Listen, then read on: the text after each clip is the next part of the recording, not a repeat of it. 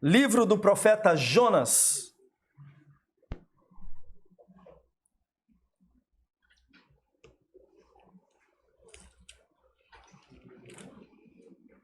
Vou ajudar você, depois de Obadias e depois de Miqueias. Ajudei? Ajudei. Antes de Miqueias, perdão. Não ajudei, né? Fale aqui. Mas eu sabia, só deu errado aqui, ó. Oi? Jonas capítulo 3. Eu não falei o capítulo, né? Sangue de Jesus, me ajuda, Senhor. Né? A idade. Logo eu.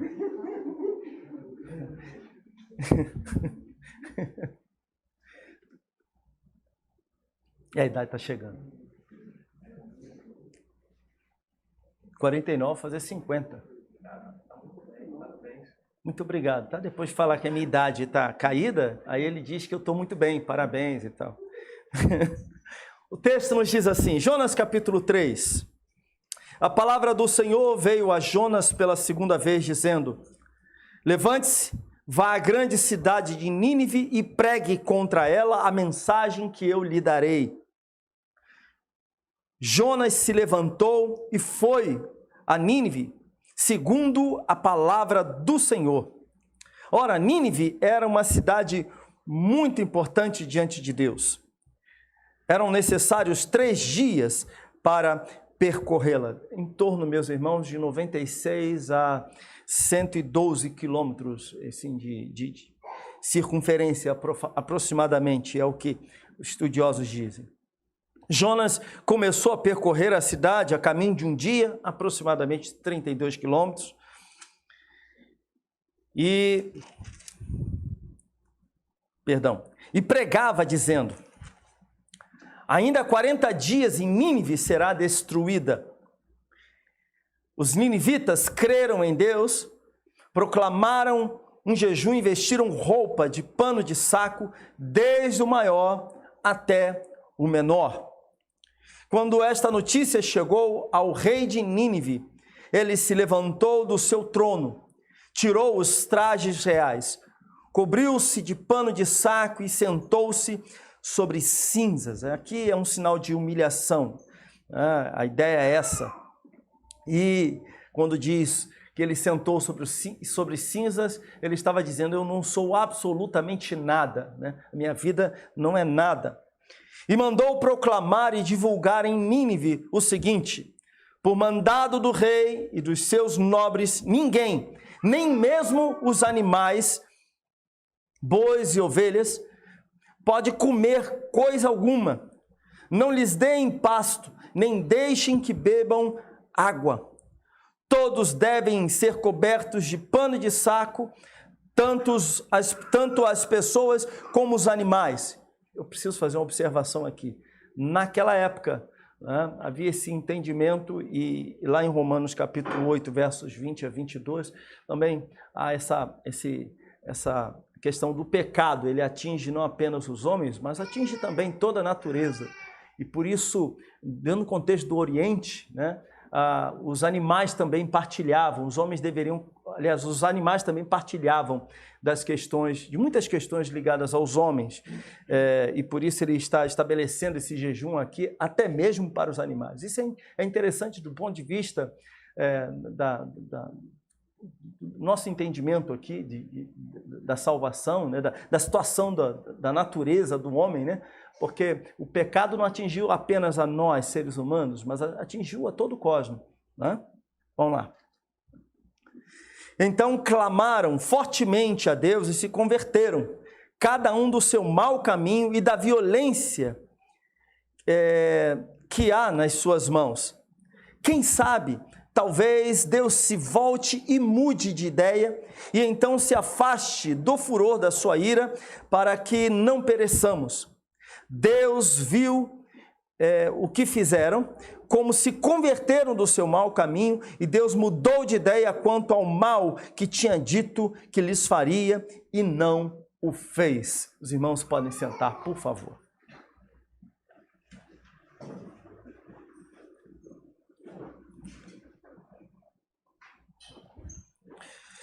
Este capítulo contém a história do maior avivamento que já existiu.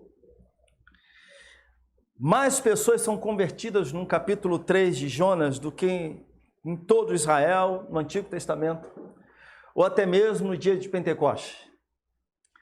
É interessante pensar sobre isso. Na história da igreja houve muitos avivamentos e grandiosos dias de despertamento espiritual, de despertar espiritual. Por exemplo, no século IV, João Crisóstomo batizou 3.000 pessoas em um único dia. Em um único dia, no século IV, foram batizadas 3.000 pessoas. No século XVI, na época da Reforma Protestante, milhares de pessoas vinham a Cristo semanalmente. Foi algo que varreu a Europa. Os 3 séculos seguintes à Reforma Protestante, do século XVII ao século XIX, essas pessoas, muitos provaram de dias grandiosos, né, e em países que foram influenciados por esses reformadores, pelos escritos desses reformadores, da Europa aos Estados Unidos. E nós vimos coisas extraordinárias acontecendo, e eu falo aqui de pessoas se rendendo a Cristo. Quando me refiro a avivamento, e é importante, mais para frente eu vou explicar um pouco melhor sobre essa questão do avivamento, de pessoas rendidas a Cristo, de pessoas olhando para si mesmas e dizendo, olha, Senhor, tenha misericórdia da minha vida. E nós vimos isso acontecer. Há também belíssimos registros de avivamentos, né, na Ásia, em países como a Coreia e a China. Mas o que a gente sabe, e que comentaristas afirmam, estudiosos afirmam, é que nunca houve algo semelhante ao que aconteceu aqui em Gênesis capítulo 3. Esse profeta, como já falamos aqui, que era um profeta relutante, que Deus fala com ele foge de Deus, ele corre de Deus e sofre as consequências dessa fuga de Deus. Esse profeta relutante, ele foi o pregador e o missionário mais bem-sucedido de todos os tempos. É interessante o que Deus faz na vida de um homem. É interessante como a vontade de Deus se revela na vida de um homem. Eu não sei de você, mas se eu entendo o que eu estou dizendo, tá, gente? Se eu fosse Deus, usar Jonas, eu vou usar um pouquinho ele, mas não vou usar Jonas assim, não. Mas veja o que Deus faz na vida de um homem, a misericórdia de Deus, como ela se estende na vida de uma pessoa. Pega um profeta, um homem, que quando nós lemos Jonas, nós vemos a história aqui, o grande avivamento do Senhor, mas nós também temos, de alguma maneira, aqui a história de um homem que de certa forma envergonha. Um homem que deveria responder a Deus positivamente de cara, mas um homem que apresenta resistências. Um homem que foge, tenta fugir de Deus, porque não tem como escapar de Deus. Mas o fato é que Deus usa o profeta Jonas de uma maneira extraordinária. Esse profeta relutante foi o pregador e o missionário mais bem-sucedido de todos os tempos. Jesus mesmo disse em Mateus capítulo 12, verso 41, que os homens de Nínive se levantariam no juízo com aquela geração do Senhor Jesus, né, e condenariam aquela geração. Ou seja, algo extraordinário de fato aconteceu em Nínive e Jesus testifica isso. Ele disse isso, pois as pessoas de Nínive haviam de fato se arrependido com a pregação de Jonas. E é interessante que ao passo da pregação do Senhor Jesus, do ministério do Senhor Jesus, dos apóstolos, as pessoas mostravam um coração muito duro. Aqui o que nós temos é que o arrependimento desse povo de Nínive foi de fato genuíno. Nem as pessoas às quais Jesus pregou se colocaram da maneira como o povo de Nínive se colocou. Meus irmãos, a nossa geração precisa urgentemente de um avivamento, do mesmo tipo que caiu sobre o povo de Nínive. Mas qual a razão dessa urgente necessidade de avivamento? A gente pode falar do estado convalescente da igreja de Cristo Jesus, que indica que nós precisamos de um avivamento. Olhe para a igreja de Cristo, um olhar um pouco mais aprofundado, uma análise de verdade, uma análise bíblica, segundo a palavra de Deus. Abra a Bíblia e olhe para a igreja, e nós veremos da urgente necessidade, constataremos a urgente necessidade de um avivamento na igreja de Cristo Jesus. Uma igreja muito mais afeita ao entretenimento, uma igreja que se satisfaz com piadinhas no púlpito, uma igreja que se alegra muito mais com meros movimentos, uma igreja que está constantemente debaixo da crítica, não porque prega, não porque anuncia o evangelho, mas porque abre mão de princípios, de valores bíblicos. Uma igreja que não é identificada pela sua santidade, que não é exaltada pela sua santidade, ou não sofre profundas críticas pela sua santidade, mas pela sua hipocrisia. Constantemente nós vemos nas redes sociais pessoas criticando o povo de Deus, criticando a igreja, por causa da sua hipocrisia. Um povo que se corrompe, que pratica as mesmas coisas que o mundo pratica, que vive da mesma maneira que o mundo vive. A igreja de Cristo está sob julgamento. Eu acho que eu já falei isso aqui alguns anos atrás, mas eu não sou, não sei se a palavra, não posso falar, eu não sou tão velho assim. O Rui se equivocou. Mas, meus irmãos, eu me lembro quando jovenzinho, adolescente, talvez um pouco antes da adolescência, eu me lembro que o povo de Deus era conhecido como o Bíblia. Lá está o Bíblia, lá está o Bíblia, ou Bíblia. Era dessa forma que éramos vistos. Era o povo da Bíblia. Eu tinha amigos que debochavam de mim porque eu tocava pandeiro na igreja, né? Na Assembleia de Deus, na comunidade. Já tem gente rindo. Eu vou trazer um dia o pandeiro e vou mostrar que eu sabia tocar pandeiro. E eu tocava pandeiro na igreja. E o povo chegava e falava, né, que os meus colegas de vez em quando faziam, tinha sempre deboche, né? E o deboche com relação a mim é que eu ficava lá tocando e porque eu chorava no culto. Aleluia, glória a Deus e tal, não sei o quê. E eles debochavam disso. Para de rir, Renato. Mas debochavam do povo de Deus porque era um povo separado de alguma maneira. Havia gente que cometia pecados e que dizia uma coisa e praticava outra. Havia. Mas o povo de Deus era criticado porque era um povo santo, um povo separado. E como nós somos vistos hoje? Eu preciso dizer isso. Como as igrejas são vistas hoje? Muitas comunidades, até o próprio templo, a construção dos templos. Muitos desses templos mais parecem casas de show do que propriamente um lugar de adoração. O comportamento da igreja, a maneira como a igreja vive. Muitos falam de amor e não vivenciam o amor. Muitos falam de santidade e não vivenciam a santidade. É assim que nós somos vistos hoje. E não apenas, meus irmãos, então nós precisamos urgentemente de um avivamento nas nossas vidas. E um avivamento genuíno.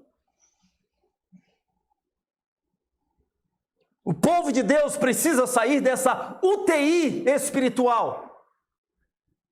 É o que está acontecendo conosco. Nós estamos numa UTI espiritual.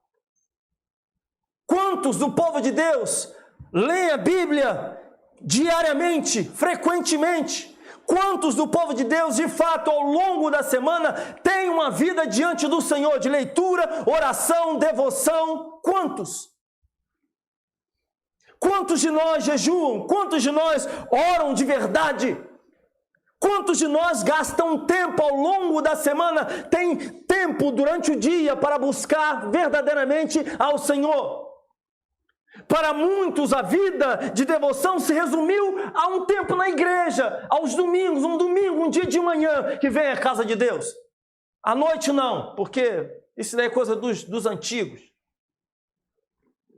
Domingo era o dia do Senhor, para muitos. E hoje, para você, domingo é o dia do Senhor?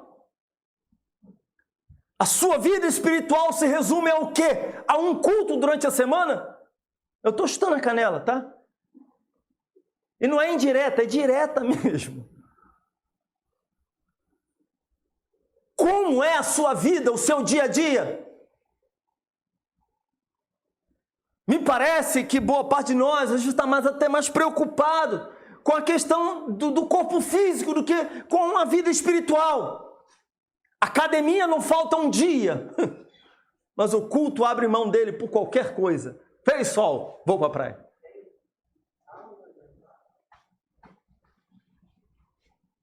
Vai ter uma festa, vou para a festa.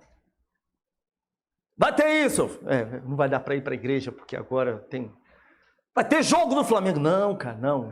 Hoje, pastor, hoje não vai dar não. Hoje tem um compromisso muito sério.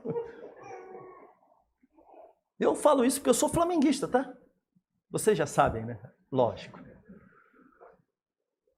Vocês compreendem que nós abrimos mão das coisas do Senhor por qualquer coisa? Lemos pouco a Bíblia, conhecemos pouco as Escrituras Sagradas, oramos pouco, intercedemos pouco.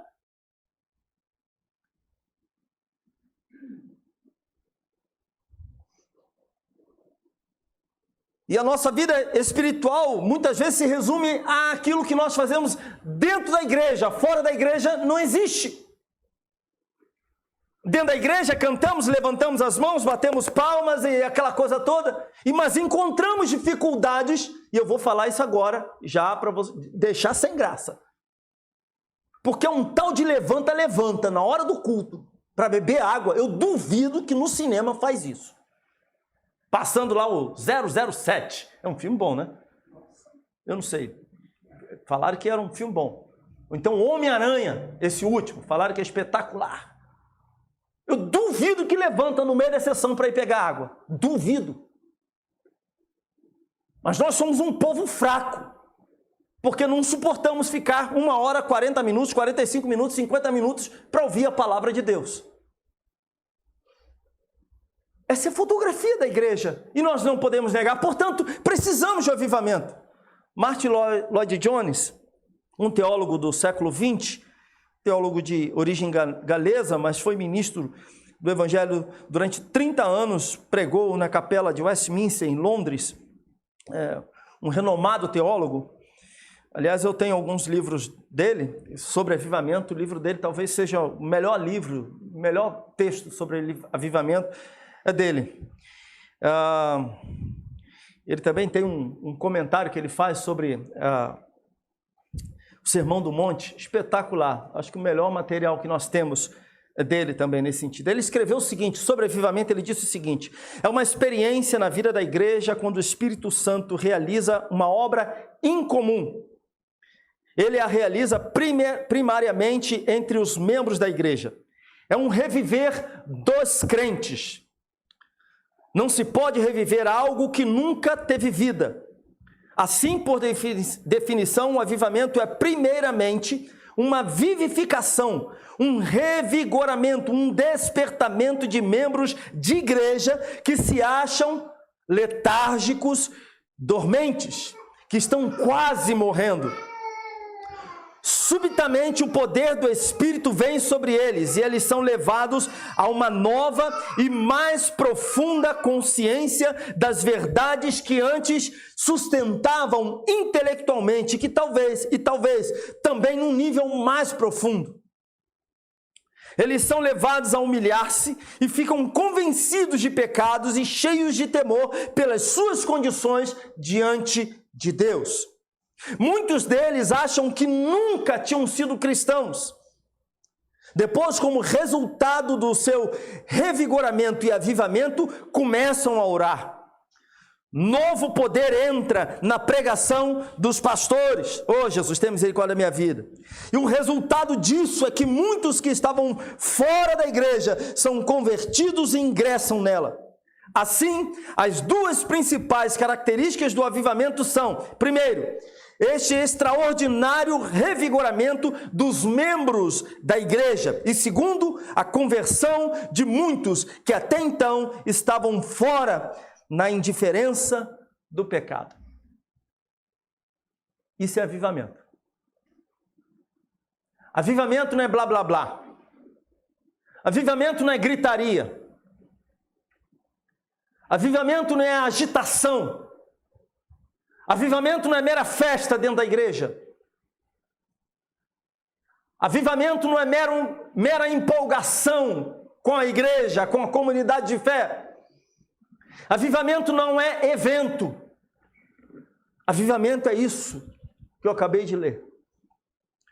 Pois bem, a igreja de Cristo precisa urgentemente de um avivamento. Nós, como a Igreja Cristã Nova Vida da Tijuca, nós precisamos desse avivamento, nós precisamos desse agir do Senhor, nós precisamos de um verdadeiro avivamento. Pois bem, quando Jonas correu com Deus, mesmo que sozinho, mesmo imperfeito e pecador que era, mesmo diante de um grande império, mesmo a contragosto, ele colheu um enorme avivamento, o maior da história. Jonas viu Nínive cair na graça de Deus, e é disso que nós precisamos hoje. Eu quero te convidar a olhar para a reação de Nínive à pregação da palavra de Deus pelo profeta Jonas, e identificar os elementos fundamentais de uma experiência espiritual genuína. Quais são as marcas, meus irmãos, marcas fundamentais dessa genuína experiência com Deus? E eu quero olhar isso com os irmãos. A primeira delas é o que nós temos nos versos 4 e 5. O texto nos diz: Jonas começou a percorrer a cidade. Ele primeiro, notem que a palavra do Senhor, versos 1 e 2, a palavra do Senhor é dirigida a Jonas pela segunda vez, né? O Senhor diz: levante-se, vá à grande cidade de Nínive e pregue contra ela. No capítulo 2, texto que nós vimos na semana passada, nós vimos a oração de Jonas no ventre do peixe. E agora que ele está em terra, vem a palavra do Senhor sobre a sua vida. Jonas devia estar sentado, Jonas devia estar ali ainda remoendo tudo aquilo que havia acontecido, e vem a palavra do Senhor sobre a vida dele, dizendo para ele pregar a mensagem que o Senhor lhe daria. E no verso 3, o texto é direto: Jonas se levantou e foi a Nínive. Ele obedeceu. Aqui, pronta obediência. E no verso 4 diz: Jonas começou a percorrer a cidade, caminho de um dia, e pregava. A pregação dele era: ainda 40 dias e Nínive será destruída.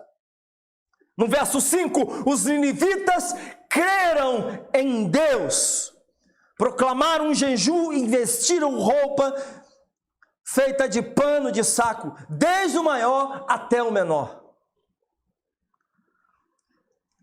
É interessante porque essa mensagem, essa pregação, esse anúncio de Jonas, Ele chegou dizendo, olha, a cidade vai ser destruída, Nínive vai ser destruída, e esse povo no verso 5 diz, os ninivitas creram em Deus, ou seja, eles compreenderam, aceitaram essa mensagem, essa pregação de Jonas, esse anúncio de Jonas como mensagem de Deus. Isso que Jonas está dizendo vem do Senhor. Nós cremos que isso vem do Senhor. Este é o sentido do texto. Portanto, a primeira coisa, primeiro traço, primeiro elemento desse avivamento, genuíno avivamento, é a compreensão espiritual, a compreensão da verdade revelada de Deus.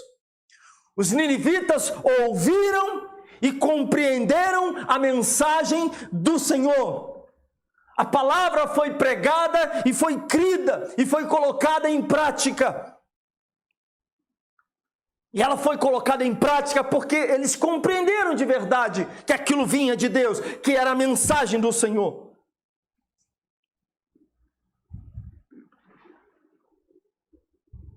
Meus irmãos, a mente, quando exposta, a clara exposição da verdade, é iluminada pelo Espírito, provocando transformações no pecador, que outrora estava cego para Deus.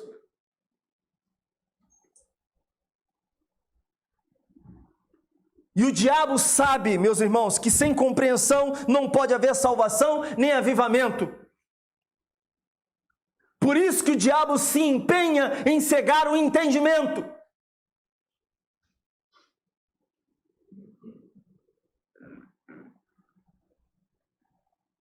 Ele se empenha em arrancar do coração a palavra de Deus que é semeada. A palavra, quando pregada e pelo Espírito iluminado, ela leva à compreensão do estado do homem diante de Deus. Esses homens aqui, esse povo aqui, compreendeu isso. Compreendeu que a mensagem vinha do Senhor e compreendeu o seu estado diante do Senhor. Por isso, eles se vestem de roupa de pano de saco. Por isso que eles proclamam um jejum. Por isso. Porque eles tiveram essa compreensão. Isso é fundamental para um genuíno avivamento. Avivamento genuíno começa com a compreensão da palavra de Deus. Mas a segunda marca é a convicção. A primeira marca do avivamento é a compreensão. A segunda é a convicção. A compreensão da palavra de Deus gerou nos ninivitas a convicção. Eles compreenderam as palavras que saíram da boca de Jonas. Os cidadãos de Nínive foram tomados por essa convicção de que elas eram palavras de Deus e não de homens. Jonas não estava falando por si só, Jonas estava falando por Deus. Ele era o mensageiro do Senhor. Abram lá em 1 Tessalonicenses, por favor. 1 Tessalonicenses, capítulo 2, verso 13.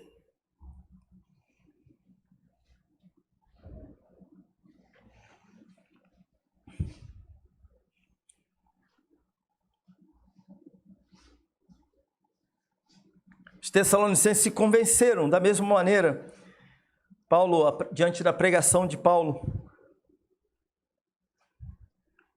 1 Tessalonicenses, capítulo 2, verso 13. Temos mais uma razão para incessantemente dar graças a Deus. É que ao receberem a palavra que de nós ouviram, que é de Deus, vocês a acolheram não como palavra humana, e sim como, em verdade, é a palavra de Deus, a qual está atuando eficazmente em vocês, os que creem. Esse povo aqui recebeu a palavra dos apóstolos como palavra de Deus, uma mensagem do Senhor. Os tessalonicenses reconheceram isso. Isso que esses homens estão dizendo vem do Senhor, é de Deus. Essa convicção levou os ninivitas, meus irmãos, à fé. Eles se convenceram do estado de perdição e recorreram com fé à misericórdia, à compaixão e ao amor de Deus. No capítulo 4 de Jonas, no verso 2, olha o que nos diz. Capítulo 4, verso 2. E eu estou aqui procurando o verso 2, está logo no início. Vou ler o verso 1. Mas Jonas ficou muito aborrecido e com raiva. Ficou aborrecido com raiva do quê? Do que aconteceu no capítulo 3, um avivamento. Ele ficou chateado. A gente é bem, olha, Jonas era um... Deus é amoroso e misericordioso demais, né? Como quis usar Jonas? Ele orou ao Senhor e disse: Ah, Senhor, não foi isso que eu disse, estando ainda na minha terra? Por isso me adiantei fugindo para Tarsis, pois sabia que tu és bondoso e compassivo, tardio em irar-se e grande em misericórdia, e que mudas de ideia quanto ao mal que anunciaste. Esse povo de Nínive experimentou essa bondade de Deus, essa misericórdia do Senhor. E meus irmãos, não há avivamento sem convicção de pecados e fé na graça do Senhor. A terceira coisa, a outra marca de um genuíno avivamento é a contrição. Nos versos 5 a 8, o que nós temos é algo maravilhoso. O verso 5 nós já lemos, agora verso 6 em diante. Quando esta notícia chegou ao rei de Nínive, ele se levantou do seu trono, tirou os trajes reais, cobriu-se de pano de saco e sentou-se sobre cinzas e mandou proclamar e divulgaram em Nínive o seguinte, por mandado do rei e dos seus nobres: ninguém, nem mesmo os animais, bois e ovelhas, pode comer coisa alguma. Não lhes deem pasto, nem deixem que bebam água. Todos devem ser cobertos de pano de saco, tanto as pessoas como os animais. Então clamarão fortemente a Deus e se converterão, cada um do seu mau caminho e da violência que há nas suas mãos. O que é que nós vemos aqui? É contrição. Essa convicção, a compreensão, melhor dizendo, gerou compreensão, a convicção gerou convicção, que por sua vez levou à contrição. Contrição é vergonha e arrependimento pela própria culpa. Alguém contrito é alguém que olha para si mesmo e reconhece que é culpado e que precisa do Senhor, precisa da misericórdia de Deus. É alguém que fica muito triste pelo seu pecado, pela sua conduta, pela maneira que está vivendo. É alguém que quer mudar os seus caminhos e chora por isso.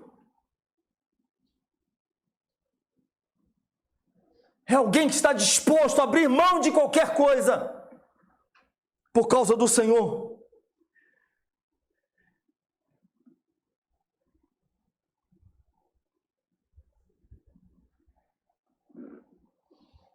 O avivamento é fruto de contrição, é arrependimento seguido do desejo de se viver em novidade de vida.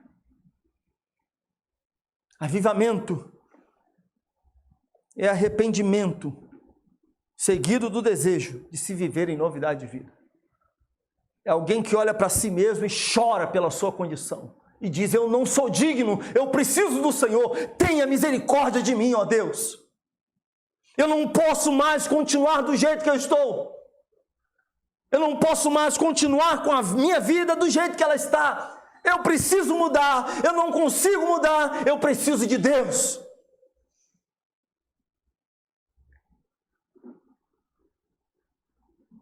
Mas, lamentavelmente, nós encontramos muito mais festa dentro da casa de Deus do que contrição. E eu não estou dizendo que seja errado festejar, eu não estou dizendo que seja errado cultuar ao Senhor com muita alegria, eu não estou dizendo que seja errado haver celebração na casa de Deus. Deve existir na casa do Senhor celebração, grande alegria. Pois, afinal de contas, estamos diante do Deus vivo, do nosso Criador, do nosso Senhor, do nosso Salvador. Deve existir no nosso coração profunda alegria na presença de Deus. Alegria pelo que Deus fez na nossa vida. Mas, meus irmãos, a contrição tem que ter espaço na nossa vida, e grande espaço. Não podemos aceitar o pecado na nossa vida, não podemos ficar tranquilos, confortáveis com o pecado na nossa vida. Deve gerar em nós contrição, deve gerar em nós tristeza. Mas será que a contrição tem espaço na nossa liturgia? Por exemplo, há espaço na nossa liturgia? Nesse tempo que nós passamos aqui na casa de Deus. E precisamos rever isso. Porque o que nós fazemos aqui, meus irmãos, serve como modelo do que nós devemos fazer nos nossos lares. Vocês compreendem isso? A liturgia do culto não é apenas um evento. O que fazemos dentro da igreja não é apenas um evento, mas deve ser um modelo para nós do que nós fazemos em casa, para fazermos em casa, para praticarmos em casa. Em casa devemos cantar louvores a Deus. Em casa devemos orar uns pelos outros. Em casa devemos ler e meditar nas Escrituras Sagradas. Em casa devemos ministrar ao Senhor adoração. Em casa devemos fazer isso. Vejam que é uma cópia do que nós fazemos na igreja. E a contrição deve estar no meio disso.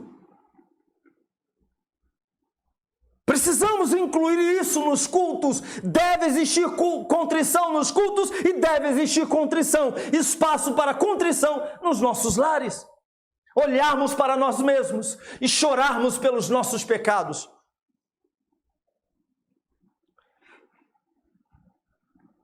E a última marca que eu quero trazer para os irmãos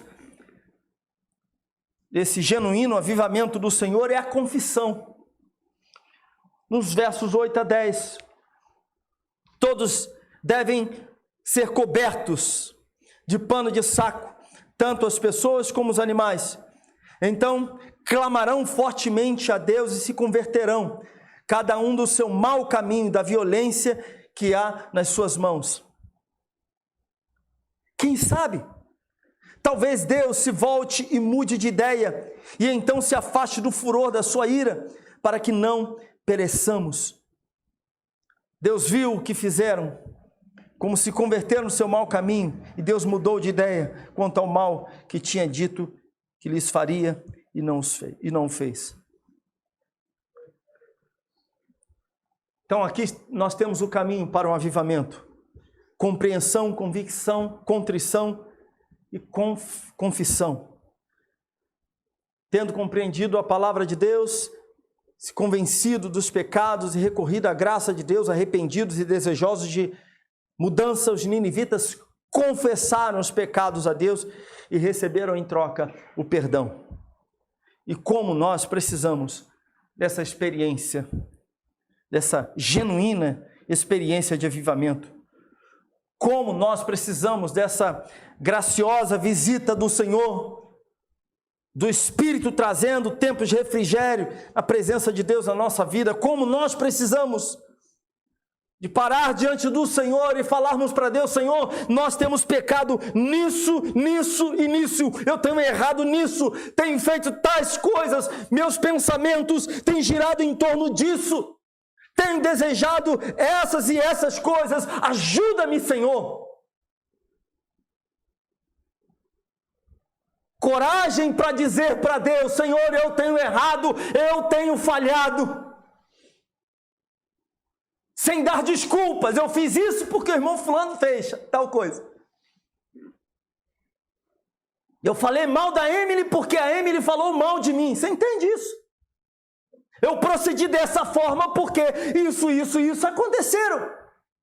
Eu agi desse jeito porque eu não tinha outra opção, foi o que eu tive que fazer. Afinal de contas, meu nome estava indo para o buraco. Nós somos mestres em dar desculpas para os nossos pecados. E temos dificuldade de confessar aquilo que fazemos e botar um ponto final depois. Logo botamos, mas por quê? Por causa.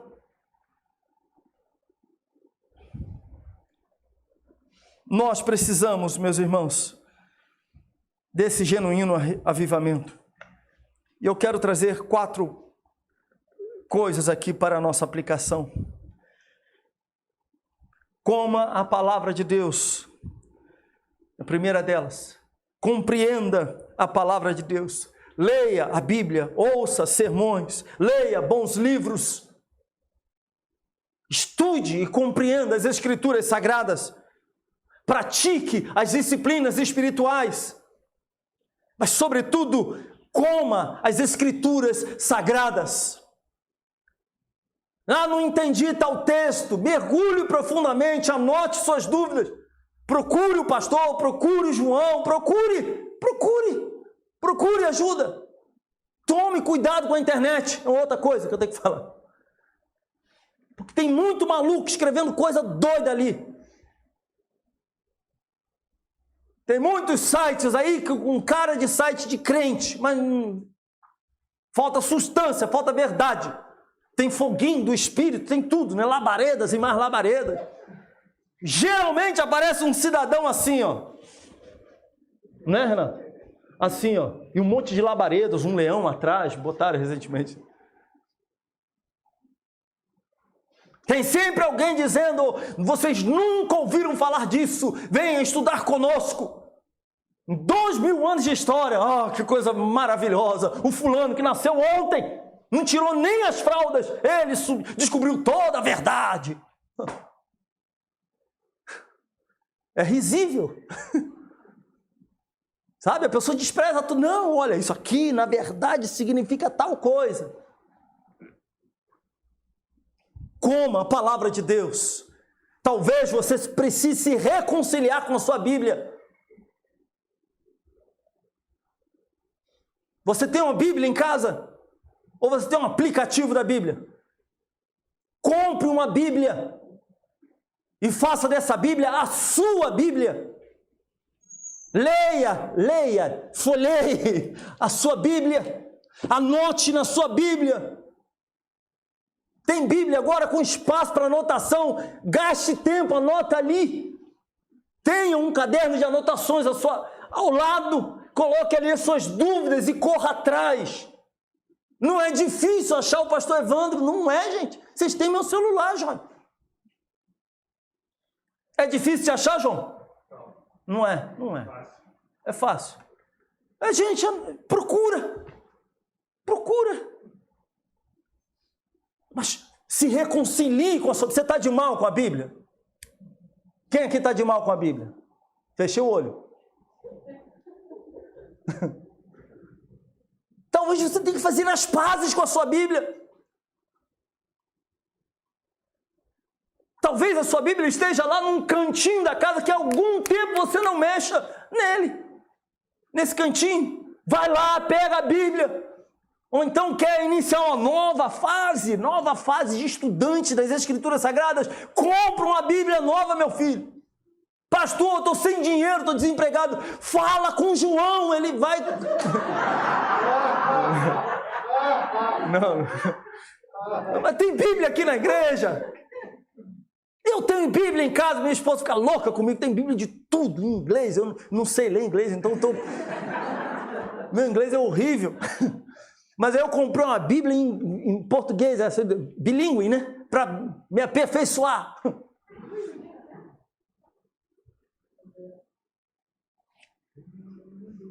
Se reconcilie com a sua Bíblia, faça as pazes com ela. Você está divorciado da sua Bíblia, meu filho. Se arrependa. Volte atrás. Bota a tua Bíblia dentro da tua bolsa. Ande com ela para tudo quanto é lugar. Compreende o que eu estou dizendo, gente? Você tem uma mochila, você vai de mochila para o seu trabalho, carrega ali a tua Bíblia. Você vai lembrar dela. E abra a Bíblia, porque não adianta você comprar uma Bíblia nova, andar com a Bíblia para tudo quanto é lado e não abrir a Bíblia. Vem para a igreja com a Bíblia, sai com a Bíblia debaixo do braço. É isso aí, lá vai o Bíblia. É verdade, eu sou o Bíblia.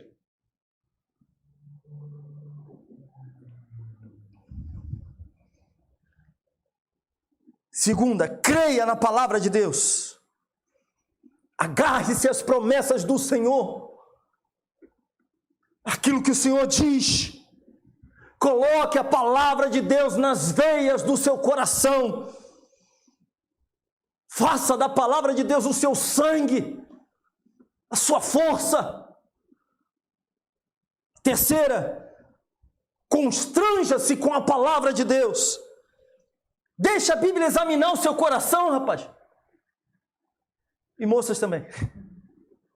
Deixa a Bíblia examinar o seu interior.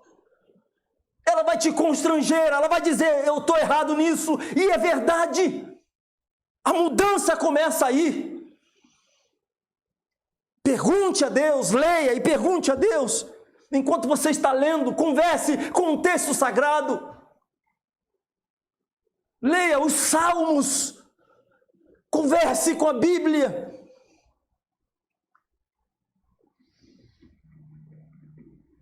Faça como Davi, vê se há em mim, Senhor, algum caminho mau, e guia-me pelo caminho eterno. E confesse a palavra de Deus. Agarre-se com fé ao perdão de Deus. Confesse as Escrituras Sagradas. Meus irmãos, nós precisamos de um avivamento, um genuíno avivamento. Nós não precisamos que a igreja bombe. Nós não precisamos que hajam festas e mais festas na nossa igreja.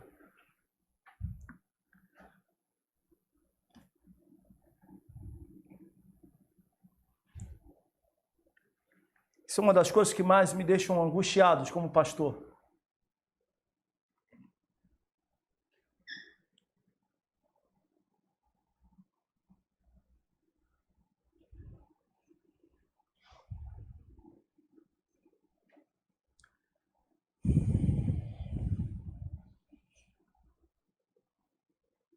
Fazer festa é fácil.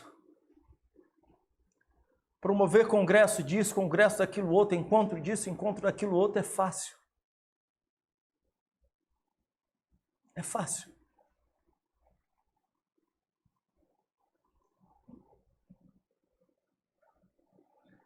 Sair chamando pregadores, cantores, é fácil.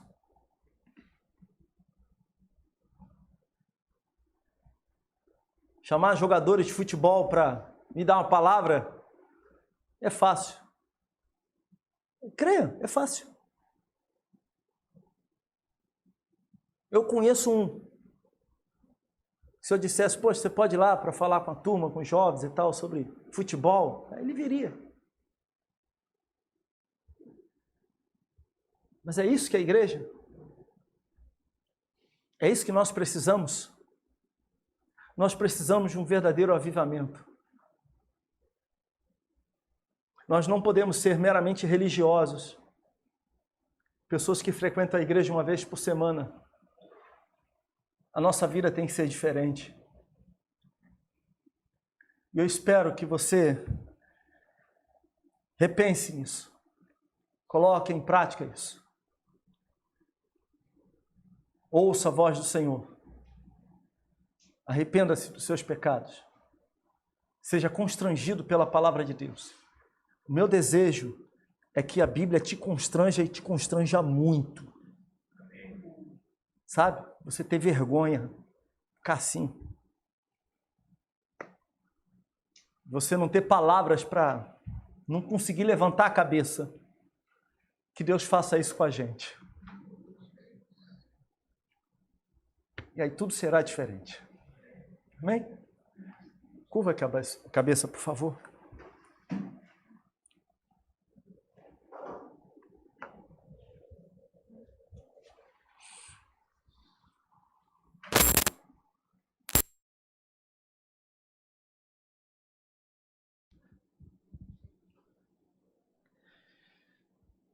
Eu gostaria muito que hoje ainda, você se reconciliasse com a sua Bíblia, se reconciliasse com a palavra de Deus. Que hoje você se voltasse para Deus, que você pedisse perdão ao Senhor pela religiosidade vazia que você tem vivenciado, pela espiritualidade medíocre, pela inexistência da verdadeira devoção. Que hoje você possa olhar para a sua própria vida e se arrepender dos seus pecados. Que Cristo de fato seja tudo para você.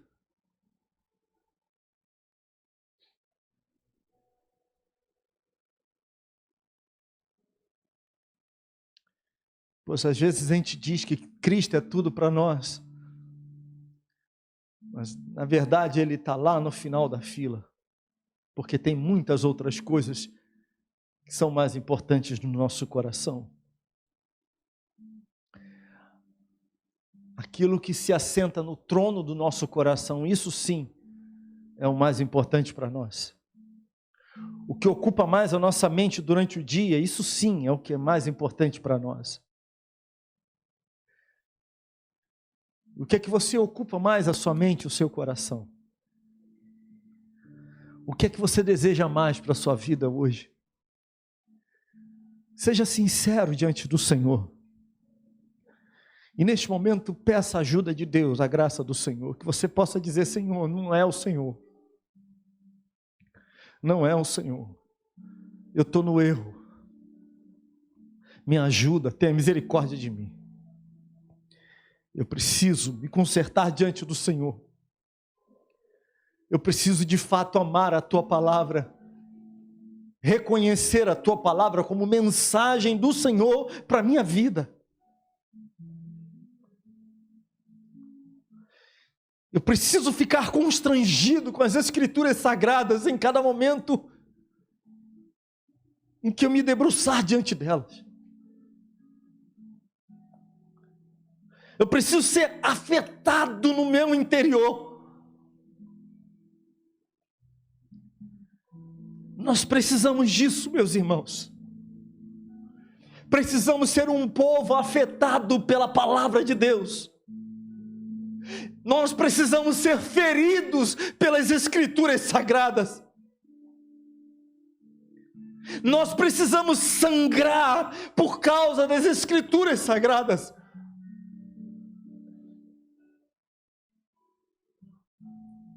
Que o Senhor nos ajude e que algo novo comece nas nossas vidas. Que você busque a Deus como você nunca buscou antes. Que você tenha o seu tempo com o Senhor, mas que não seja a sobra do seu dia, não seja como o resto de comida que você joga no lixo ou dá para o seu cachorro.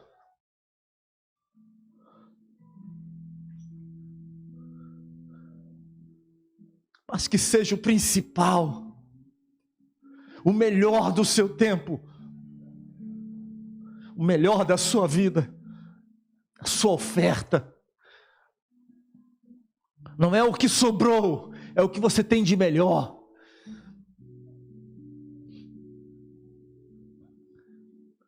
Que o Senhor tenha misericórdia de nós como igreja, como comunidade de fé. Eu peço aos irmãos que fiquem de pé, por favor.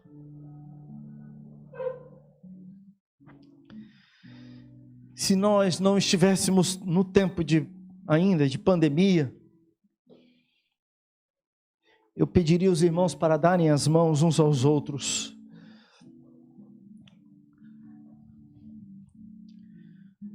Mas neste momento eu peço aos irmãos que apenas, de cabeça curvada, se vejam como parte da comunidade de fé. não meramente como indivíduos, mas como um povo de Deus, como o povo do Senhor. E que você, neste momento, peça a Deus: Senhor, faz algo novo no nosso meio. Peça isso para Deus agora: Senhor, faz algo novo entre nós. Que não seja mera gritaria, que não seja, Senhor, apenas agitação, encontros legais, que seja muito mais do que isso, que seja genuíno avivamento. Nós esperamos isso do Senhor. Sabemos que nós, por nós mesmos, não podemos produzir isso. Somente o Senhor pode fazer algo tão grandioso e maravilhoso e extraordinário nas nossas vidas. Então suplicamos, ó Deus, tenha misericórdia de nós. Tenha misericórdia de nós, Senhor. Ajuda-nos. Socorre-nos, ó Deus. Socorre-nos, Senhor. Sem o Senhor nada somos. Dá ao teu povo, ó Pai, mais uma vez a fome e a sede pela tua palavra. Que sejamos um povo que ama as Escrituras Sagradas, que fica constrangido com a tua palavra, que é afetado, grandemente afetado pelas Escrituras Sagradas. Um povo que ora, um povo que confessa os seus pecados, um povo que se volta para o Senhor pedindo: tenha misericórdia de nós, Senhor.